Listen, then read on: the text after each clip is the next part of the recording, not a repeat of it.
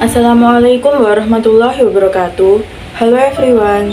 Kalian tahu nggak sih, macam-macam bentuk pembulian itu ada banyak? Nah, di sini kami akan menceritakan beberapa kasus pembulian di sekitar kita yang tidak memandang usia. Sebelum kita lanjut ke cerita, saya akan mengenalkan para anggota kelompok kami.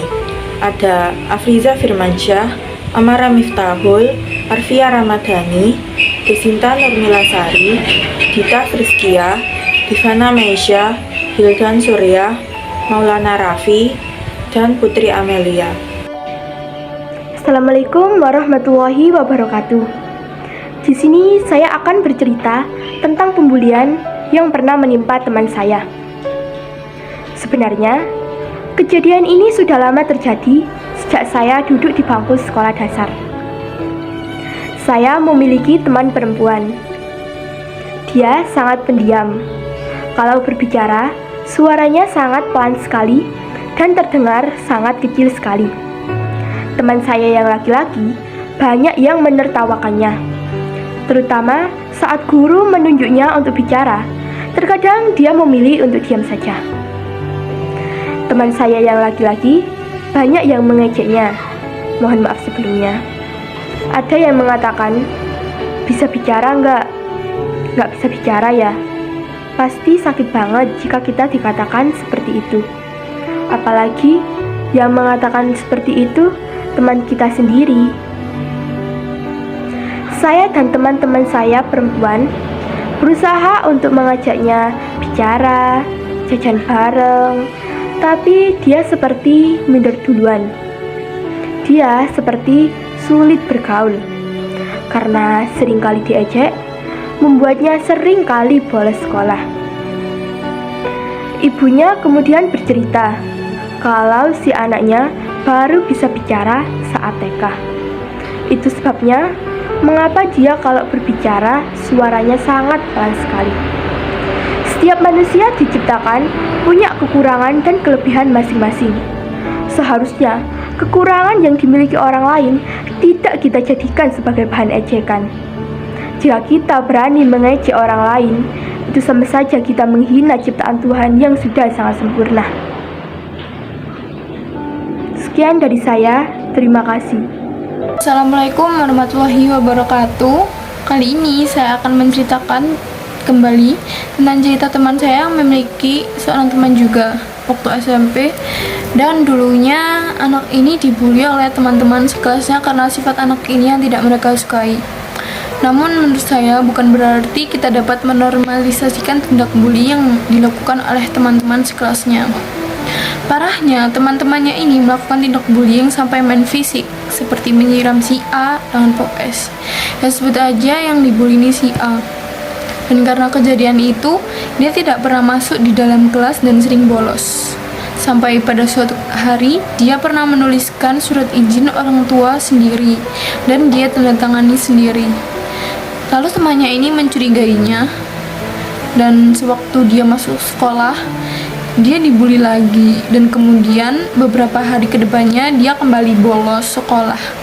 Akhirnya beberapa teman-teman melaporkan anak ini ke BK, dan sekretaris dimintai keterangan tentang anak itu. Lalu akhirnya sebuah tindak bully yang dilakukan oleh teman-temannya ini terbongkar. Anak yang membuli tersebut juga dikenakan poin pelanggaran. Nah guys, sebelum kita lanjut, kalian tahu gak sih kalau ternyata pembulian itu gak hanya terjadi di kalangan remaja aja. Ternyata pembulian ini tuh bisa terjadi di kalangan orang dewasa juga loh. Nah, sebagai contohnya, di sini saya akan menceritakan satu cerita yang berkaitan tentang pembulian terhadap orang dewasa. Dan pembulian ini sifatnya verbal karena ini menghina ya. Dan pembulian ini dialami oleh almarhumah nenek saya sendiri. Jadi langsung saja saya ceritakan. Pada waktu itu, tante saya dan nenek saya pergi ke pasar untuk berbelanja. Dan yang seperti kita tahu, pasar ini kan pasti ramai. Banyak orang yang melakukan aktivitas jual belinya di situ. Nah, pada saat nenek saya dan tante saya berjalan melewati orang-orang pasar gini ya, ada satu bapak-bapak yang berteriak ke arah nenek saya, berteriak dengan kencangnya, dengan sangat kasarnya, dengan sangat lantangnya, berteriak ke arah nenek saya dan menghina nenek saya yang sedang berjalan. Bapak tersebut mengeluarkan kata-kata yang emang gak seharusnya dikatakan di depan banyak orang dan termasuk sangat kasar sekali. Bapak tersebut menghina seperti ini. Minggir, ono, komodo lewat. Nah, yang pasti ini lebih, bapaknya ngejek nenek saya, menghina nenek saya lebih kasar ya dari seperti yang saya contohkan tadi. Nah, di situ tante saya yang mengetahui, tante saya langsung marah gitu ya. Tante saya gak terima ibunya diejek kayak gitu, dikata-katain seperti hewan yang emang gak pantas untuk dikatain gitu. Dan di situ nenek saya cuma bisa kayak udahlah, biarin aja gitu. Tapi tante saya nggak bisa nerima gitu, kayak tante saya nggak bisa kayak diem aja. Tante saya benar-benar marah, ngamperin bapak-bapak tersebut, kayak bilang, "Pak, jangan gitu dong, ini bu saya," gitu. Ya, siapa yang nggak marah, siapa yang nggak kesel, siapa yang nggak sakit hati lihat ibunya sendiri, ibu kandungnya dihina di depan umum kayak gitu. Dan itu benar-benar sakit banget. Coba kalian bayangin aja kalau kalian berada di posisi nenek saya sendiri, betapa sakitnya dihina di depan umum seperti itu. Itu bener-bener nusuk banget. Walaupun saya nggak mengekspresikan bahwa hatinya sakit, hatinya tersayat, tapi kita nggak pernah tahu kan isi hati orang gimana. Setelah dihina, pas pulang ke rumah bisa aja toh nenek saya down, nenek saya merasa sakit kan. Nah, di sini saya akan menceritakan tentang kisah real saya. Sebelumnya saya mohon maaf yang sebesar-besarnya. Di sini saya tidak ada niatan menjelek-jelekan pihak manapun. Di sini saya cuma menceritakan posisi saya waktu dulu. Barangkali bisa memotivasi teman-teman lainnya yang pernah dibully pada masa lalunya. Sebelumnya saya akan menceritakan sedikit latar belakang saya.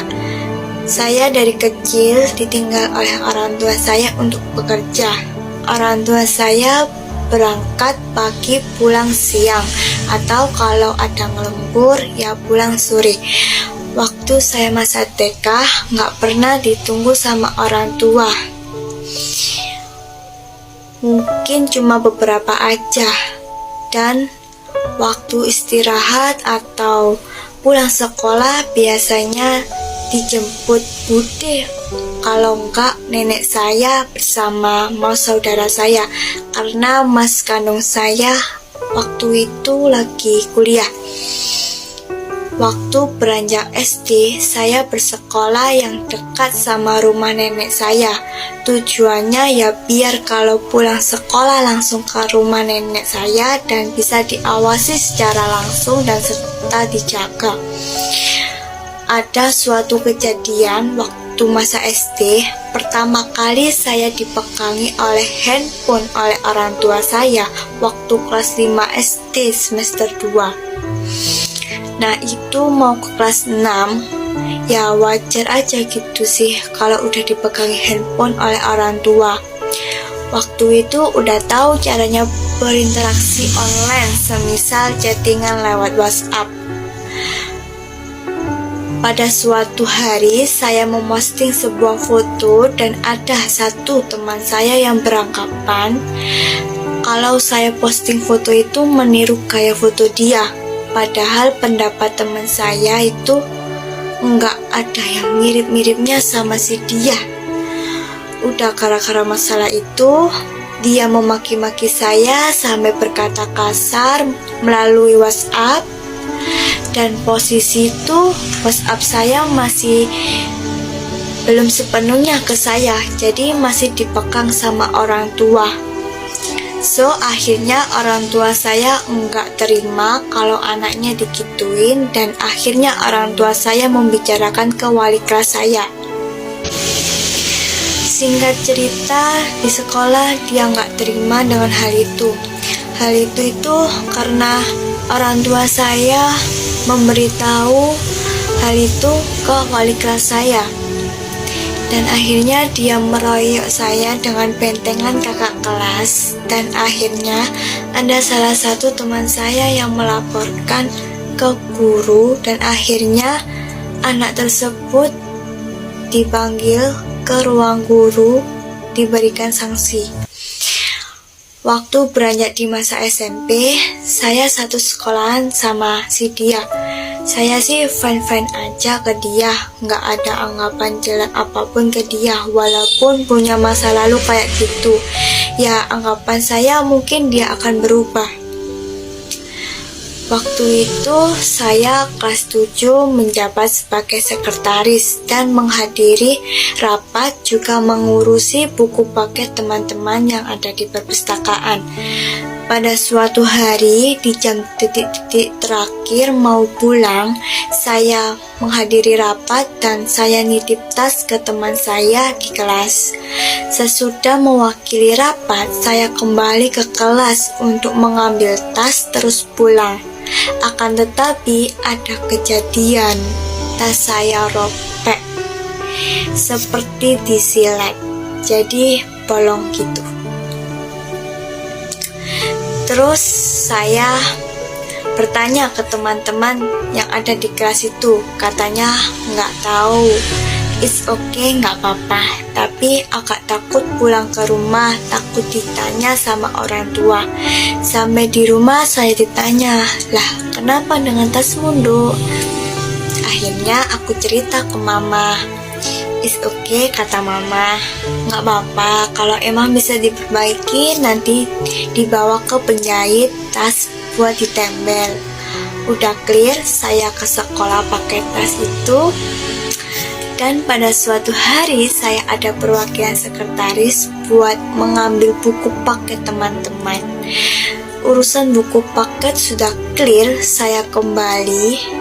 Waktu saya mau kembali ke kelas, sepatu saya hilang.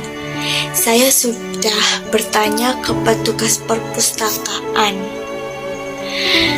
Dan waktu itu cuma ada saya sendiri di perpustakaan. Dan akhirnya saya pulang dengan keadaan tidak bersepatu. Waktu kejadian itu agak sedih, kok setega itu teman-teman ke saya. Saya salah apa ke dia? Ringkas cerita, saya naik ke kelas 8. Waktu itu masa yang menurut saya itu harus banyak-banyak bersabar, karena banyak cobaan yang dilalui. Di kelas saya ada sebuah geng. Kalau geng dia memprovokator teman-teman saya sih masih bisa bodo amat, karena itu tergantung teman-teman saya menanggapi atau tidak. Dan pada waktu itu geng dia sama anak laki-laki ngatain ke saya seperti ini. Opo nggak tahu nonggo, omah tutupan koyok bandar narkoba. Geng laki-laki perempuan sama dia ngatain seperti itu. Asli itu sakit banget. Karena yang dikatain itu tentang orang tua saya. Orang tua saya kerja dari pagi pulang siang, kadang kalau ngelembur ya sampai sore. Mungkin ada waktu sore, itu pun buat bersih-bersih rumah. Saya nggak kuat nahannya, akhirnya saya cerita ke mama. Bukan berarti saya anak mama. Soalnya saya udah nggak tahan, hati saya udah nggak bisa menahan perkataan selama ini. Soalnya saya terus-terusan dikatain seperti itu. Terus akhirnya mama saya menghubungi guru BK saya, meminta diedukasi dan diawasi. Barangkali ada sesuatu hal yang tidak diduga. Sekian cerita dari saya. Terima kasih. Oh ya, buat teman-teman, saya ada pesan untuk kalian. Apabila teman-teman semua pernah dibully dari berbagai bentuk, jangan pernah diingat perilakunya dia. Biarkan saja, biar kita tidak terlalu larut jatuh dalam masa lalu. Ingatlah kebaikan dia yang pernah dia lakukan. Jangan jadikan masa lalu itu jadi benci kepada si pelaku. Jadikan sebuah pembelajaran gimana dan harus bagaimana kita menanggapi hal seperti itu. Dan buktikan kalau kamu juga bisa dengan mengunggulkan prestasi kalian. Coba kalian gali bakat kalian atau bisa lakukan hal-hal positif yang bisa mendekatkan kalian dengan cita-cita kalian. Dan pesan yang kedua, apabila teman-teman yang dibully, segera terbuka ke siapapun, ke teman dekat maupun orang dewasa. Jangan biarkan hal itu terjadi, karena yang akan rugi itu diri kalian sendiri. Semisal prestasi di bidang akademik kalian akan menurun, terus kesehatan healthy kalian akan terganggu dan sebagainya. Dan untuk teman-teman yang melihat temannya dibully, jangan diam saja.